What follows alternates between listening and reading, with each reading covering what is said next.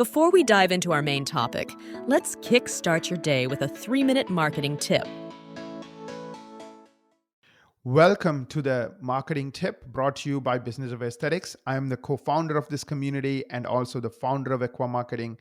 We at Equa Marketing have been helping practices for the last 17 years dominate SEO and Google. And my tip for you today is a question one of you sent in. I want to grow a particular service or portion of my practice. Perhaps you bought a device and very expensive. You want to drive new patients to it. How do I do that? I get this question all the time. So thank you for sending in this question. And this is how you do it. So, do some research to find 50 to 100 keywords, perhaps people who are looking for that particular device or services provided by that device might be typing in. Step one is go to Google Analytics and see how well you are ranking for those keywords. Again, Google Analytics can also help you find these keywords. So if you're not in the top 10, you have work to do. Come up with a marketing plan. So you should be working with a SEO company who knows how to get you into the top 10 for at least 100 or more keywords. So just to double check, go and look at your reports. See if you're ranking in the top 10 positions or for hundreds or more good keywords as per Google Analytics. If you are, then you are with the right company. Ask them to help you target 30, 50 keywords related to the device or the type of service you are going after. And then once they identify these keywords, let them go to work. Of course, if they're already dominating more than 100 plus keywords, your NAP is pretty decent, your original content is decent, all the things that Google is looking for is perhaps taken care of. You just now have to put some time and effort going after that certain types of keywords and phrases. So that's my tip for the day. It's really short. Now, if you want to do some analysis, so let's say you bought a new device and you want to know what's possible, what can be done, book a marketing strategy meeting. It's my gift to you. It's a $900 value, businessofesthetics.org/MSM. We'll do complete research. We'll spend hours doing that research, tell you how you stand in general, but specifically for that device or the type of service you want to do better at. And then we'll give you a blueprint and a plan, literally a 12-month plan to go ahead and accomplish it. Book that meeting, $900 value. It's my gift to you, businessofesthetics.org/MSM. You're invited to join our exclusive monthly webinar brought to you by the Business of Aesthetics community. Don't let this chance slip through your fingers. Secure your spot now for a game-changing experience. Register for free on our homepage at www.businessofesthetics.org and get set to transform your strategies. Welcome to another episode of the Business of Aesthetics podcast, brought to you by our gold sponsors, Equa Marketing. Today, we're excited to welcome Michael Walker. Let's dive into his insights and experiences.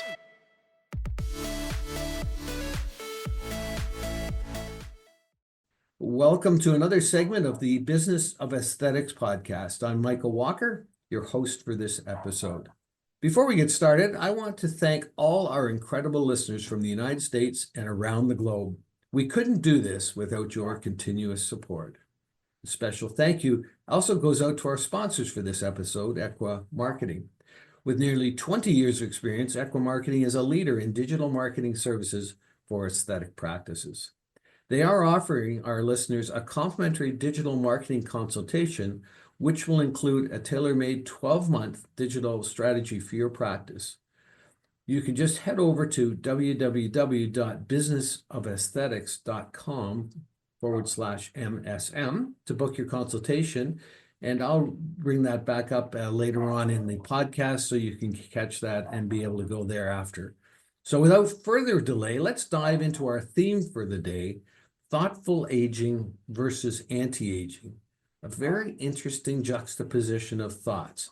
And joining us today is Alina Wilson, who is the founder and CEO of Bridgeport Laser and Wellness Center, and also an author with a book we'll be talking more about as it relates to our podcast theme for today. It is great to have you with us today, Alina. Thank you. I'm so honored to be here. I really appreciate this opportunity. Well, I've had a chance to look at some of your materials and your book, and I'm just excited to share this with our audience as well. But before we go there, let me share a little bit of your background with our listeners. Alina Wilson is a mother and grandmother, an entrepreneur, philanthropist, and advocate for women's well-being. Huh, that's a lot of stuff. Her life's work is shaped by one goal: to help women discover and embrace their true beauty, both inside and out. As a mother and grandmother, she has developed a profound understanding of the complexities of womanhood and the importance of self-discovery and self-acceptance. As a successful entrepreneur, she has mentored dozens of women and founded Bridgeport Laser and Wellness Center, an aesthetics and wellness clinic in 2007. Growing Bridgeport into what it is today has proved to be the ideal container for her skills as an employee development coach, inspiring, empowering, and encouraging women to embrace their unique beauty and live authentically. Well, when I read that, Alina, my background as a leadership coach, I can just totally identify that and understand that. I get the opportunity to do that a lot with more with men than I do with women. So I think we're two peas in the same pod. So, but let's go ahead. We've got some questions lined up for you, and I'm going to go ahead and start them if that's good with you. Sure, let's go. So, first question I have for you: can you share with us what was the genesis of your passion for aesthetics? My life's work has always been to help women see and discover their true beauty. And the world of aesthetics just fits so well into that passion.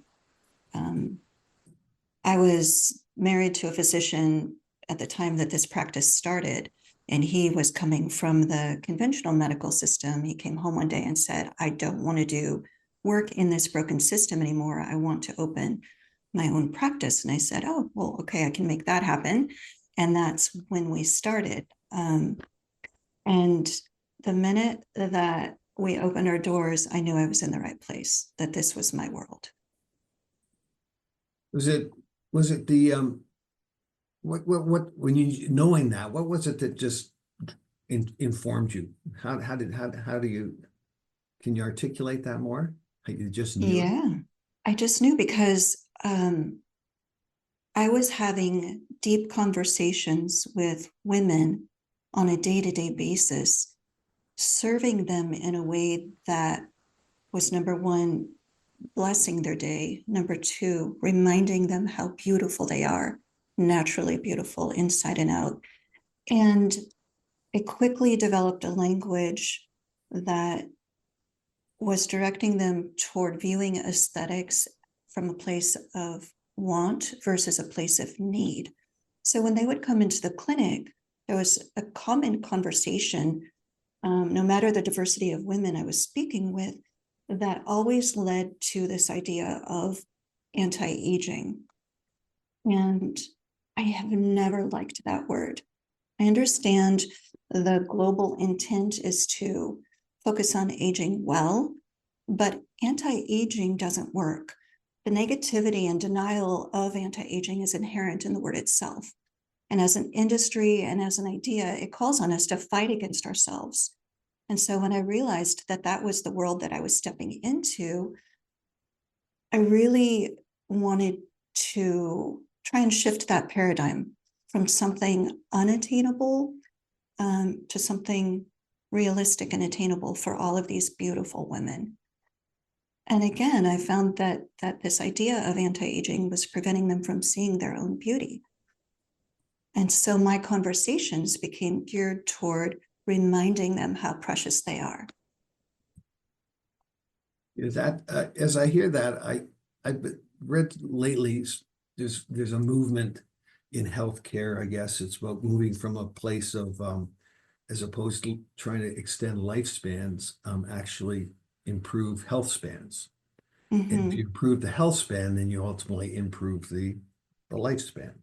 But it's looking at health from a holistic perspective, not in a silo, or not specifically looking at cancer or looking at bone degeneration or whatever it might be, but it's looking at the health and the practices of health. But and I know you have a full service aesthetics practice, and we'll be giving our listeners that web address. They can have a look themselves. You have this really cool software there that you can see these before and after experiences. But what I think is interesting is that when we talk about holistic, we don't talk just about what you do and how you do it. It's really about who people are and why they matter. And I think so that holistic side of it kind of comes out in that you already before they start talking about, you've already been doing it. You've been focused on health spans, not lifespans. And anti-aging speaks to being more of a discipline within a direction as opposed to a holistic perspective of me looking at myself in the mirror, and not just from a physical standpoint, but from that whole person standpoint and that whole who I am and why I matter. I got to ask you that because we are going to bridge this aesthetics, the aesthetic side. So some of the science and some of the practice that you the services you offer that are part of that health plan. But if you look at this standpoint, as far as a client, or maybe you probably had two or three clients over your time, and I know I do, that are just, you've had unique experiences with them that sort of had just been either really wow, aha moments. I think I was sharing with you before we started, where I was doing work, and a man who was in his 50s. I gave him a hug after a session, and he started crying, and he'd never had a hug before. So have you had a moment with your practice with perhaps a client that you've had an experience that's been really significant for you and perhaps for them?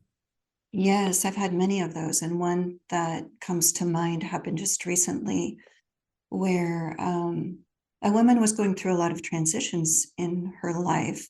She had moved across the country because of a divorce, decided to get as far away from that previous life as she could. She came here to Portland. She found our practice and began doing aesthetic treatments to restore facial volume, to address fine lines and wrinkles, to take a different wellness approach with her healthcare.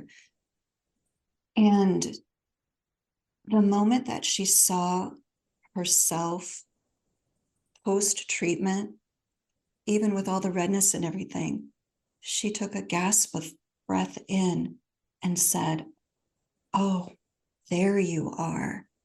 She had been looking for herself in so many different ways, but it was that visual change of aesthetics that allowed her to really, truly reconnect with who she felt she was inside.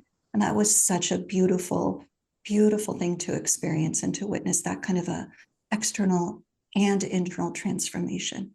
And I know there are providers out there who we see this all day long, but it never ceases to amaze me, the power of aesthetics. Yes, I've heard that before. And, I can, sometimes it can be very dramatic. The change, something's happened, or there's been some sort of form of trauma or something, but it can be such a subtle thing, just such a small thing that it's kind of like, when you're saying about finding themselves, I suddenly thought of U2, the rock band U2. I still haven't found what I'm looking for, that hit song. I said, but we just help them do that.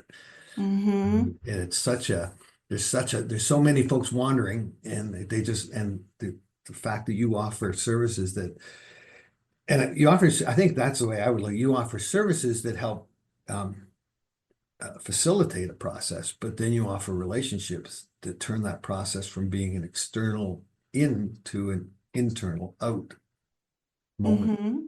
I love that. So Truly. Our theme today is, as we said, thoughtful aging versus anti-aging. And you have a book published. It's called Thoughtful Aging. That's kind of where we got the name for this podcast. And I'd like to ask you, I've had a chance to look at some of the highlights of it, but I would love if you would unpack for us what this theme means to you and for our listeners. Sure. Just going back to that experience I had with that one particular patient, I've had thousands of conversations with women over the past 17 years. And while we can, as providers, lead them to a place of introspection and encouraging them to bridge that gap, then what do we do next? I mean, to me, there was still missing information. There's a language that doesn't exist yet when we're trying to shift the paradigm from anti-aging toward thoughtful aging, what does that actually mean? And so I stepped back and I really took a look at what would thoughtful aging be? What does that mean? And it's based on 5 core principles. Cultivating a growth mindset, embracing curiosity, practicing self-acceptance and compassion,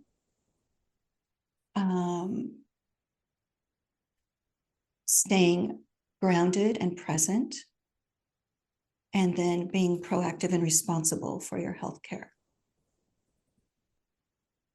But in order to really take a strong, deep inward approach to thoughtful aging, we have to understand why we got trapped up in anti-aging to begin with. And so the first part of the book really does go into a lot of studies that I did and research that I did on where did this unattainable idea come from and why were we sold this idea in the first place? How was it that we came to believe this in the first place?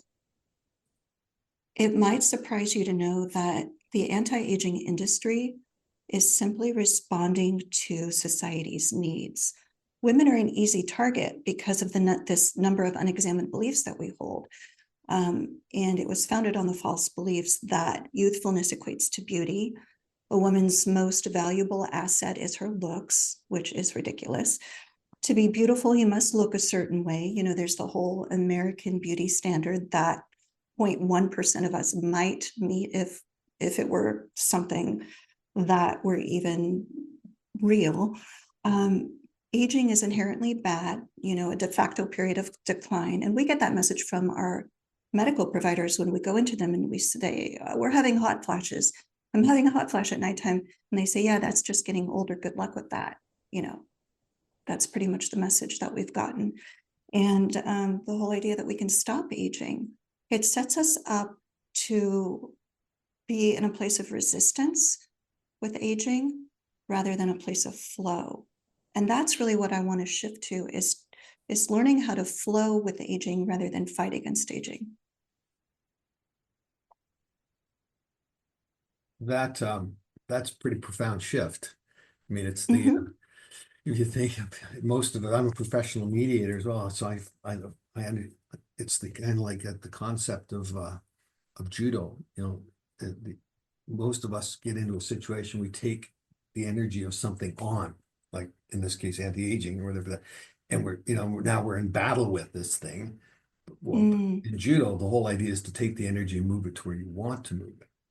And the flow, and not to disrupt. You don't have to even, you just participate. And the beauty of what you're saying with those 5 points, and you think of curiosity and just the ability to think differently for yourself in a way that empowers yourself. And then the exciting part of this is that every person that participates in this journey with you, once they have it, they can't wait to give it away. Exactly. And that's really the human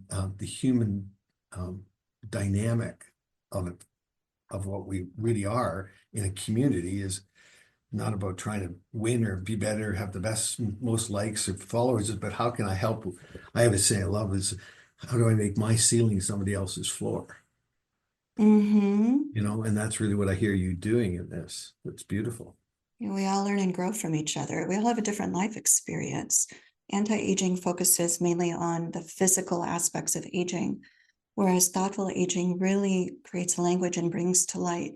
There are so many other aspects to aging. You can have the perfect body, or what you would consider the perfect body, but if you have a vacancy inside, if you're still feeling invisible or less relevant as you age, then there's a gap there that needs to be filled, an opportunity for growth that will allow you to approach aging from, like you said, a more holistic standpoint. So we've probably got we're going to have listeners will be a blend of perhaps some people on here that are new to the industry, kind of just being really smart and seeking out best practices and not trying to reinvent the wheel or to find unique ideas and how to introduce their. We also probably have some veterans and some really well-established properties, but there's probably a few people as well that that might be a little older that are saying, hey, I'm identifying with this, and I have clients like this. How can I bring this philosophy? It is a philosophy at some point, but it's also a concept, and there's executables in it. But how can I bring this idea into my practice? And so to that kind of that whole audience, Alina, how could somebody take what you're doing and where would they start? And kind of what were the first couple, 2 or 3 steps? I'm big on, it's great to have a plan, but unless you have an actionable step and you're intentional with, then what's the point?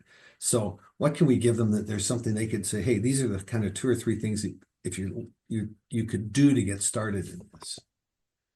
Does that make sense? It does make sense. That makes a lot of sense.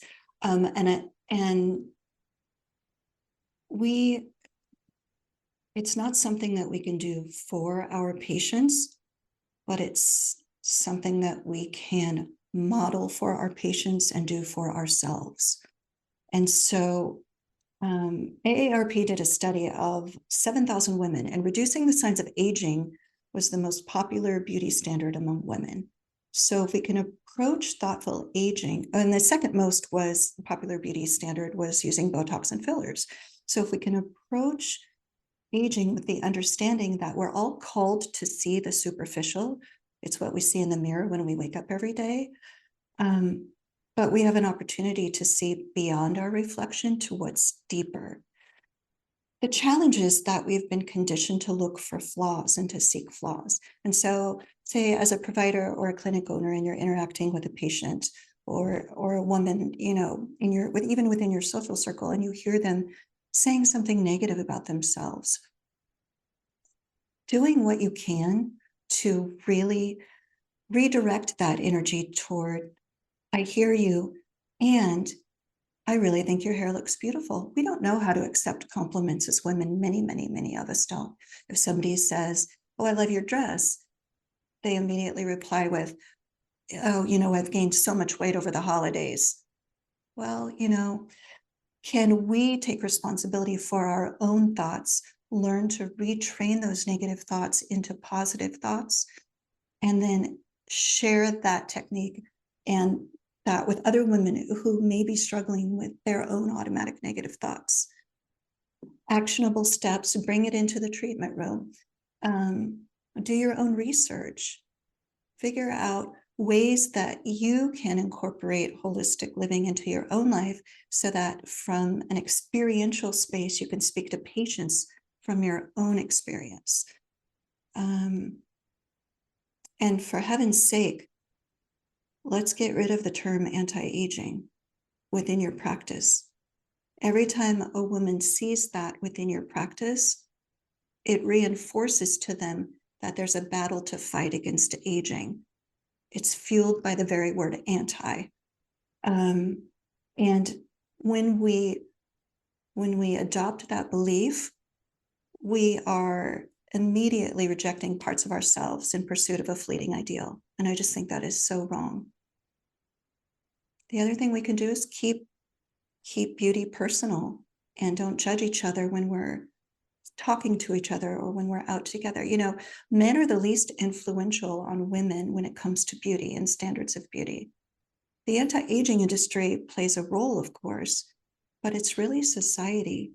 It's other women who are directing this conversation about what it means to age and what anti-aging is. That's and of course, if we're taking anti-aging out, then we're putting thoughtful aging in. And so the concept of thoughtful aging versus, the driver there is thoughtful versus anti. So one is very transactional with anti, what you do and how you do it. It's kind of like I was thinking of, in my world, I think of Dell computers or any kind of, that we make computers. Do you want to buy one? We make anti-aging things and all this stuff. Do you want to buy it? Versus the Apple model, which is we're going to create a community that's going to revolutionize the way we do life and how we connect and communicate each other. Oh, by the way, we're going to have these things called iPhones and iPads and iWatches. And so it's the why they create. It's really the why versus the the traditional needs. So what I'm hearing you say is that having people take a look, take stock of, I think you hit the nail on the head.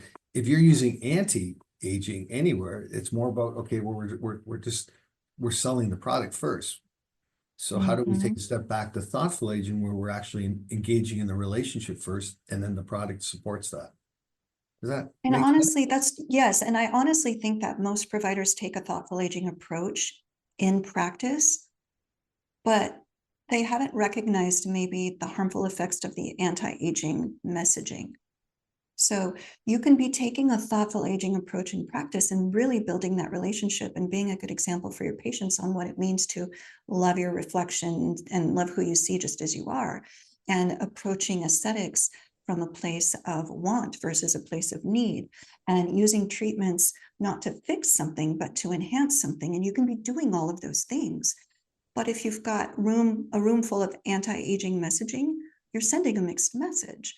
You're telling them you matter, you're important, you're beautiful, while you're visually telling them there are things to fix.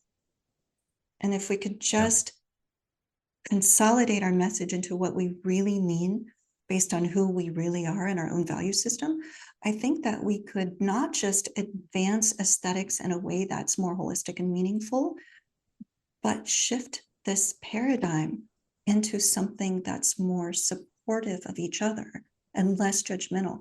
Right and wrong has no place in the conversation when it comes to beauty. Right and wrong has no place in the conversation. It's a judgment-based idea that we can look at someone and say what they're doing is right or wrong. But when it comes to beauty, it has no place in the conversation. Yeah, you said one of the elements that are critical in this process is about curiosity. And look at, we as a society, as a culture, we've lost the ability to actually practice what I would call unconditional curiosity, which would be curiosity without opinion, expectation, and judgment, but starting with myself. Why do I need to protect it? Where's that coming from? What's driving that? But I think when you say that, you said it at the outset, you talked about leading by example. So we're talking to practitioners here, we're talking to owner practice, having a look at yourself first. And then just what you're doing, crafting a story to tell. Everybody loves a story.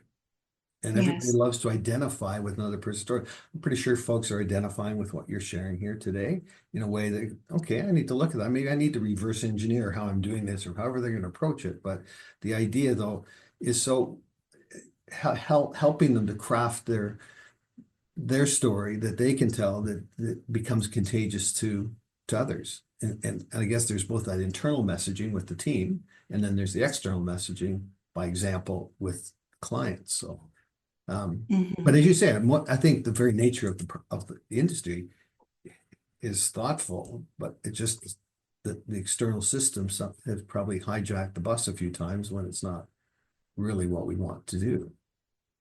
Yes. And there's one thing that every woman can do starting this very moment if they really, really want to fast track their shift toward transformation. And that is pay attention to how many times you use the word need.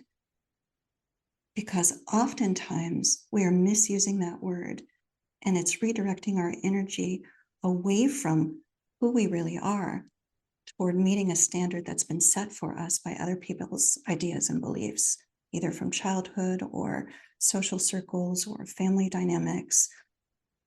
If I say, I need to go load the dishwasher, that's a whole lot different than saying, I want to go load the dishwasher. I have an opportunity to go load the dishwasher. It takes it from being a task or a burden to an opportunity to contribute, right? Well, the same thing, we do this all the time, every day. All of us do. I need to do this, I need to do that. And all of a sudden, our lives become controlled by time. When the truth of the matter is, we don't need to do very many things at all in life. We do them because we want to. We do them because it's an opportunity to. We do them because it's a responsibility. But need has very little influence in our lives if we really stop to think about why we're doing what we're doing. Oh, that's a great thought. I think that's true. Like getting to that place, I don't need to, I get to Hmm. it's an infrequent experience, I would say. And I have to Hmm. go, now that because we're kind of just moving into something, I'm thinking, geez, if I said, so for you to look at yourself as a practice leader, owner, manager, however that looks. But now let's talk about, you've got a team. How do you cast vision around this? How do you help your team catch this concept as well?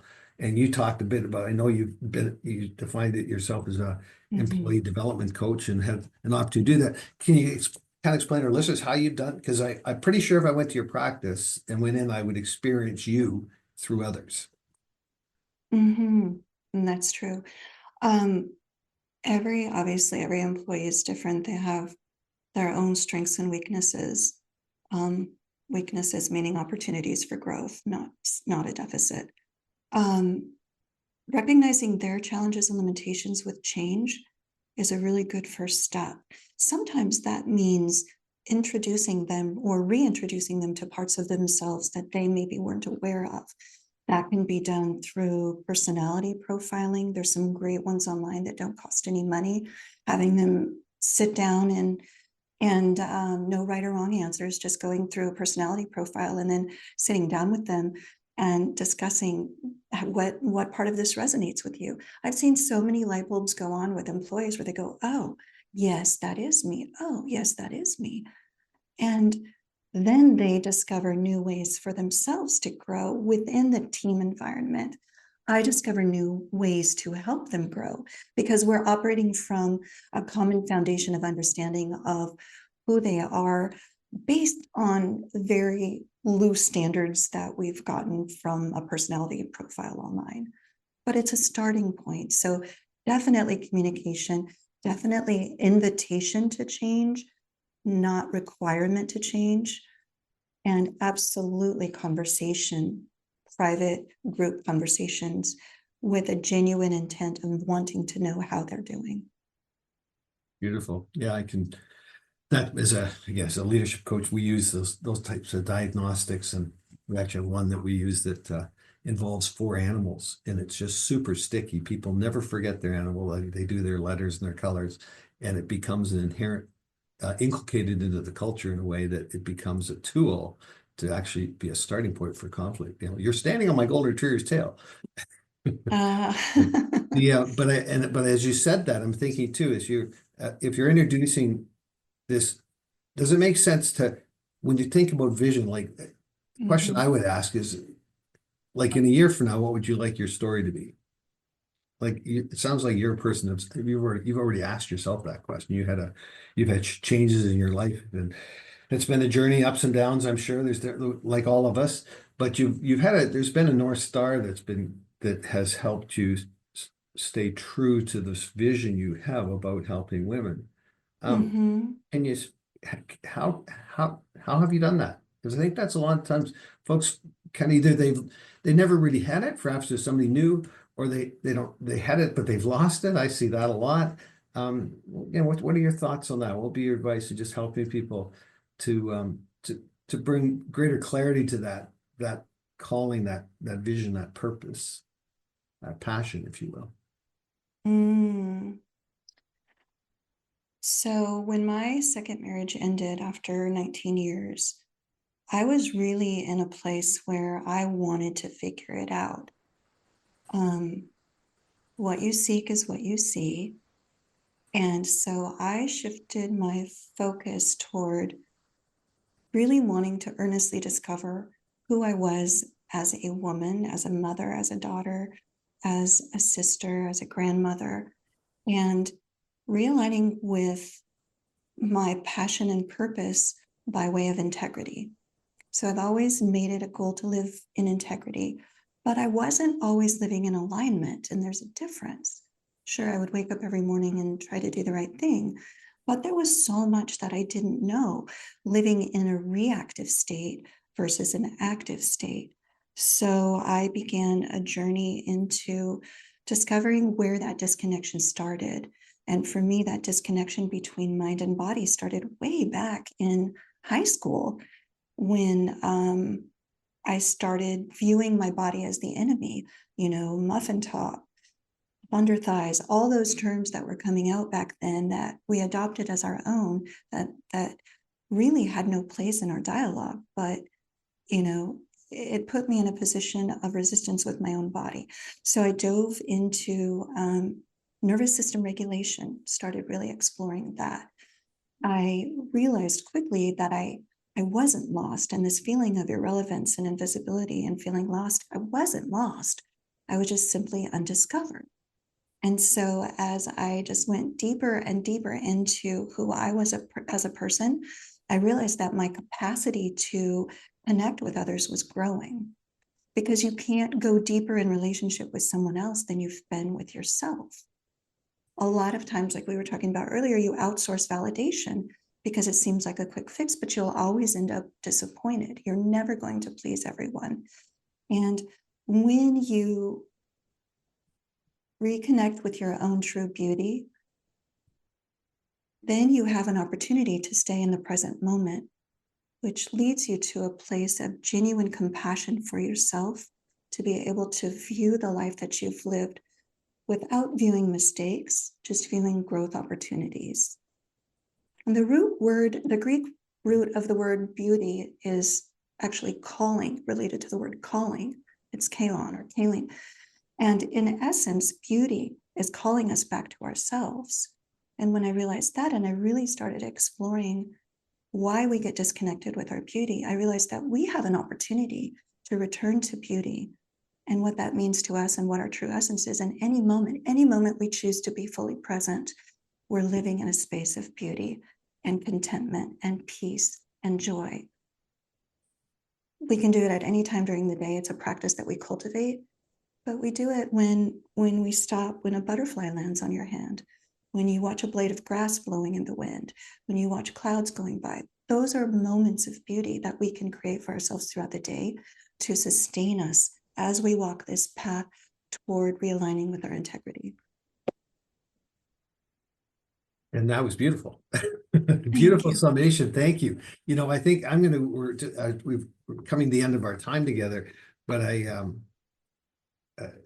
have in my world, my coaching world, I talk about developing influential leadership. And my definition of an influential leader is somebody who gives somebody something they don't even know they need, but once they have it, they can't imagine living without it, but then they can't wait to give it away. And Alina, you've just been just a powerful example of that today, and just what you shared. Thank you so much.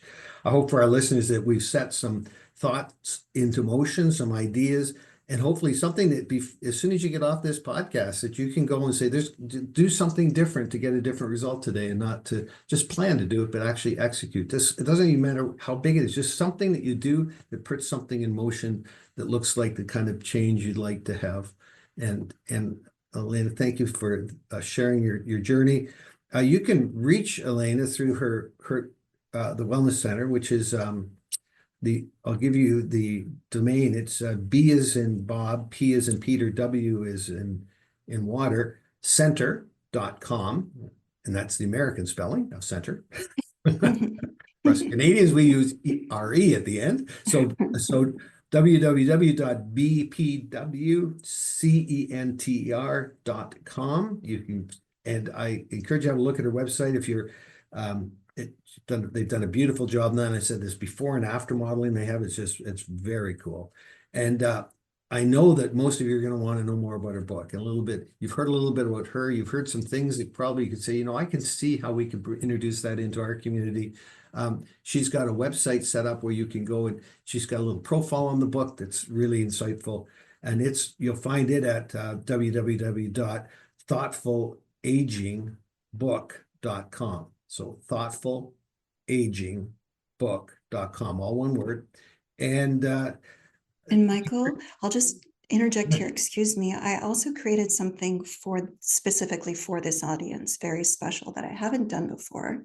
Wonderful. Because I really, really value the opinion of my colleagues in this industry.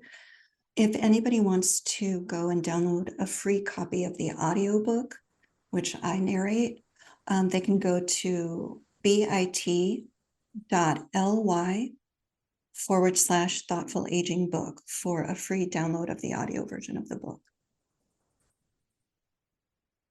Do you want to just say that again for the audience? Sure. Yes.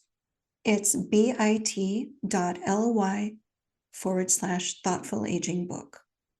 Yeah. Okay. Perfect. So thoughtfulagingbook.com, the same as the domain I just gave you, but you're putting in the front bit.ly in there /. So that is thank you so much for doing that, Alina. And on behalf of You're welcome. we hopefully we'll have you back soon and talk maybe a little more about some of the things that are happening in your practice. I'd love to hear. I hope you get some great feedback from this, and we hear some more stories about this starting to just become more present in the workplace where it's so desperately needed. It's in the life place, probably is in the life place. I like that. Yes, So, well said. Thank you. yes. So I just do want to take a moment though to thank our listeners. We so appreciate each and every one of you. A big thank you goes out to our sponsors, Equa Marketing, who, as I mentioned, are experts in digital marketing for aesthetics practices. Don't forget to make use of that offer that I gave you a link to, the free digital marketing consultation. I can tell you that's not a sales gimmick. You're not going to be forced into something. That's not how they operate. What it is, just simply some consulting that you can choose to take or not take. And that's found at businessofesthetics.org/MSM. And if you like our podcast, please share with your friends and colleagues. And don't forget to leave us a review. We love reviews. Love to hear how we're doing. So on that note, again, thank you, Alina, for being with us. Thank you, audience, for being with us. We wish you all an amazing week ahead. Mike Walker here from the cold north. Have a great day. Bye for now. Thank you, Michael.